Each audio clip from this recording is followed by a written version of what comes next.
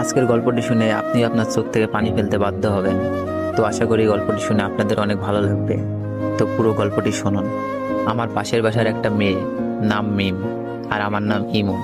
মিম আর আমি দুজনেই খুব ভালো বন্ধু, বলতে পারেন একজন আরেকজনকে ছাড়া চলে না। হঠাৎ করে একদিন আমি মিমকে মজা করতে করতে বললাম, মিম, আই লাভ ইউ। ও বলে, শোন ইমন, আমি তোকে ভালোবাসতে পারবো না, তুই শুধু আমার বন্ধু।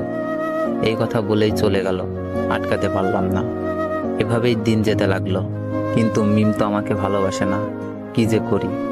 বলতে বলতে মিমের ফোন। ওই ইমন, কি করছো? তোর কথাই ভাবছিলাম মিম। চুপ থাক, খাইছস? না, তুই খাইছস মিম? হ্যাঁ খাইছি। তুই এখনই খেয়ে নে, আর মাঠে তাড়াতাড়ি আয়। আচ্ছা, বলেই লাফাইতে লাগলাম। মিমের মনে হয়তো আমার জন্য ভালোবাসা জাগছে।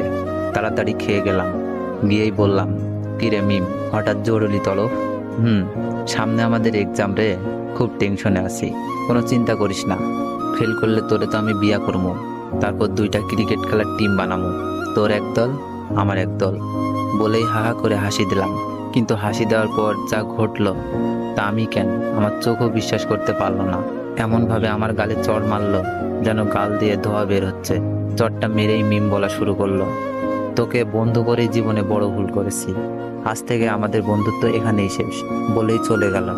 আর আমার চোখ দিয়ে বৃষ্টির মতো পানি পড়ছে। কিছুই বুঝতে পারলাম না, খুব খারাপ লাগছে। শেষমেশ বন্ধুত্বটাও শেষ। কেমন জানি স্বপ্ন স্বপ্ন লাগছে, তাও কিছুই করার নেই। অশ্রু ভরা চোখ আর বুক ভরা কষ্ট নিয়ে বাসায় আসলাম। এসে শুয়ে পড়লাম। বালিশটাও ভিজে গেছে।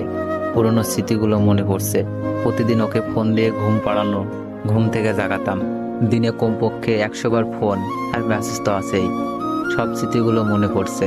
আমাদের বন্ধুত্ব শেষ হলেও আমি ঠিক আগের মতোই ফোন দিতাম, মেসেজ দিতাম। মিম খুব বিরক্ত ফিল করতো, তারপরও কথা বলতে চাইতাম। হঠাৎ একদিন দেখলাম মিম পার্কে বসে এক ছেলের সাথে হেসে হেসে কথা বলছে, যেন কলিজাটা ছিঁড়ে যাচ্ছে। তাই বাসায় এসে পড়লাম। বুকটা ব্যথা করছে, তাই ভাবলাম মিমকে একটা ফোন দিই। অনেকবার কল হওয়ার পর রিসিভ করলো। মিম, বুকে ব্যথা করতেছে। মিম বলল, ব্যথা করা ভালো, এখন আমাকে ডিস্টার্ব করবি না, পরশু আমার এক্সাম। আমি বললাম, আচ্ছা, নাপা খেলে ব্যথা যাবে? হ্যাঁ যাবে, এখন আর ফোন দিস না প্লিজ, কিছুই পড়া হয়নি। আমি বললাম, কয়টা খাবো? তোর যতটা খেতে মন চাই খা, প্লিজ ইমন, আর না। আমি এবার বললাম, লাস্ট একবার, ভালোবাসিস? মিম এবার বলল, ইমন, এইসব কথার কোনো মানেই হয় না, আমরা জাস্ট ফ্রেন্ড। তোর অনুরোধে কিন্তু দ্বিতীয়বার ফ্রেন্ড হয়েছি, তাই যা।